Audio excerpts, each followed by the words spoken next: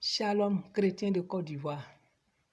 Je viens par cette vidéo vous interpeller par rapport à la situation qui prévaut actuellement au niveau de l'Église en Côte d'Ivoire. Le 15 décembre, le prophète David Jérémie a été arrêté en plein culte avec le micro dans la main pendant qu'il prêchait la parole au peuple de Dieu. Ce qui est arrivé ce jour-là, ce n'est pas le prophète David Jérémie qui a été piétiné. Ce n'est pas son église qui a été humiliée et traînée dans la boue. C'est notre Seigneur Jésus-Christ que l'ennemi a décidé de piétiner. C'est son œuvre que l'ennemi a traînée dans la boue. Aussi, je viens vers vous par cette petite vidéo vous demander que nous, corps de Christ, nous nous levons dans la prière.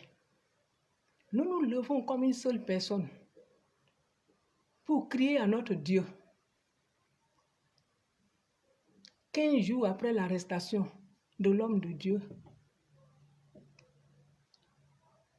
David Jérémie, nous apprenons qu'un autre homme de Dieu, un prophète aussi, est porté disparu jusqu'à ce jour.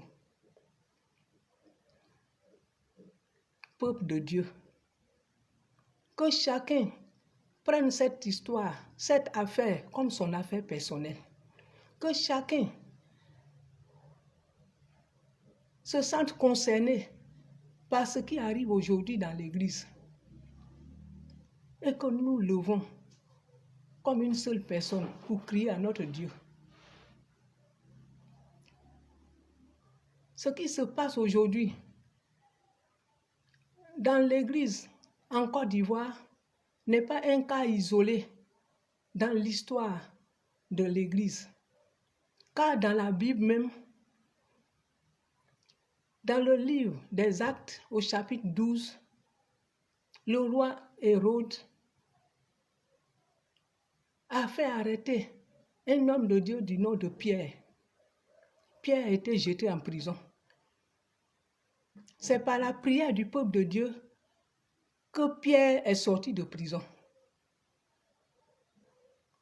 C'est par la prière du peuple de Dieu que Pierre a été délivré. Aussi, nous aussi, aujourd'hui, la parole de Dieu est la même hier, aujourd'hui et éternellement. C'est par la prière et le jeûne que nous pouvons venir à bout aux problèmes que nous rencontrons aujourd'hui, à la situation qui prévaut dans l'Église en Côte d'Ivoire aujourd'hui.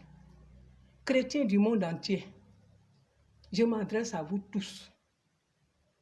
Que chacun se sente concerné par ce qui arrive aujourd'hui en Côte d'Ivoire.